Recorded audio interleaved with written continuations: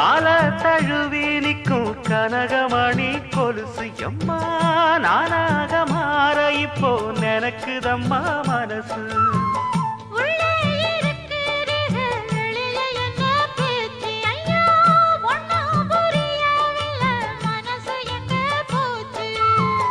இந்த மனசு நஞ்ச நிலந்தான் வந்து விழுந்த நல்ல வேததான். சந்திரனத்தான் சாட்சியும் வச்சு சொன்ன கதைதான் சொந்த கதைதான்.